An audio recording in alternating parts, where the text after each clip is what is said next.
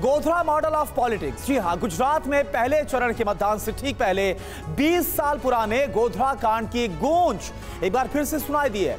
उत्तर प्रदेश के मुख्यमंत्री योगी आदित्यनाथ कल गोधरा में थे, जहां पर उन्होंने 2002 की घटना का जिक्र किया। जी हां, आज इसी बड़ी खबर पर हम चर्चा करने जा रहे हैं। शुरुआत एक बड़ी अपडेट के साथ कर रहे हैं। गोधरा में बोले हैं यूपी के मुख्यमंत्री योगी आदित्यनाथ।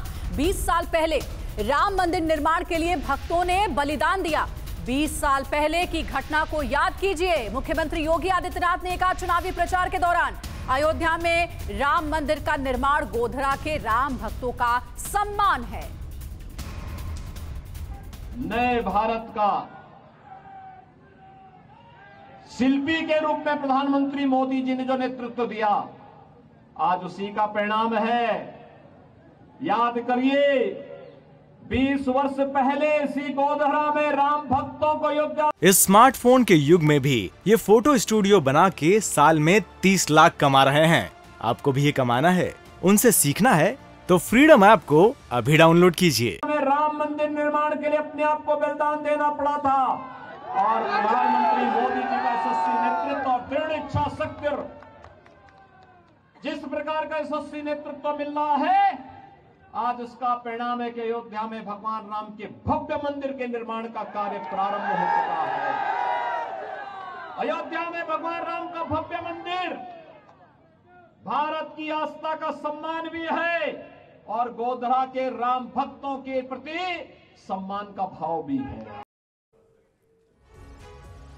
तो देखिए, गोधरा में हुआ क्या था ये समझना बेहद जरूरी है ताकि हम चर्चा को आगे बढ़ा सके। इसीलिए जानकारी आपके सामने है। 27 फरवरी 2002 को साबरमती एक्सप्रेस ट्रेन में आग लगा दी गई थी। एक बोगी में गोधरा रेलवे स्टेशन के पास ट्रेन में आग लगाई गई थी। जी और गोधरा कांड की गूंज एक बार फिर गुजरात के चुनावों में प्रचार के दौरान सुनाई दे रही है। ट्रेन में 59 लोगों की जलकर मौत हो गई थी। 59 लोग जलकर यहां पर मर गए थे, उनकी जान चली गई थी। और अब एक बार फिर गोधरा कांड की गूंज सुनाई दे रही है। मरने वालों में ज्यादातर अयोध्या से लौटने वाले कार सेवक थे और इन्हीं कार सेवकों का जिक्र योगी आदित्यनाथ ने गोधरा में अपनी जनसभा में किया है। साथ ही आपको बता दें, 28 फरवरी 2002 गुजरात के कई इलाकों में इसके बाद हिंसा भड़क उठी थी। गुजरात हिंसा में 1000 से ज्यादा लोगों की जान गई।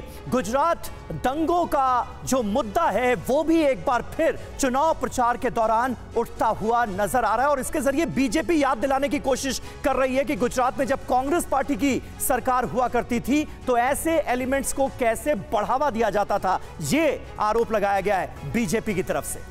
जी हाँ, गोधरा कांड को 20 साल हो गए, लेकिन अभी भी जब भी गुजरात में चुनाव होते हैं तो हर राजनीतिक दल को किसी न किसी बहाने गोधरा की याद जरूर आती है। अब गोधरा विधानसभा सीट से जुड़ी जानकारी हम आपको देने जा रहे हैं। देखिए, गोधरा विधानसभा सीट बहुत ही महत्वपूर्ण सीट है और इसमें करीब 2,79,000 वोटर्स हैं, मतदाता हैं। गोधरा में 72,000 मुस्लिम वोटर्स हैं। AIMIM के आने से विधानसभा में अब हो गया है त्रिकोणीय मुकाबला होने की उम्मीद है। 2002 में इस सीट पर बीजेपी ने जीत दर्ज की थी। 2007 का अगर आप आंकड़ा देखेंगे तो 2007 में कांग्रेस प्रत्याशी ने इस सीट पर कब्जा किया था। वहीं 2012 के चुनाव में जब नतीजे आए तो कांग्रेस प्रत्याशी को जीत मिली। 2017 विधानसभा चुनाव में बीजेपी ने जीत दर्ज की। अब देखना यह है कि इस बार के चुनाव में आखिर कौन सी पार्टी कमाल कर पाती है। समीर, बिल्कुल, इस स्मार्टफोन के युग में भी ये फोटो स्टूडियो बना के साल में 30 लाख कमा रहे हैं। आपको भी ये कमाना है, उनसे सीखना है तो फ्रीडम ऐप को अभी डाउनलोड कीजिए।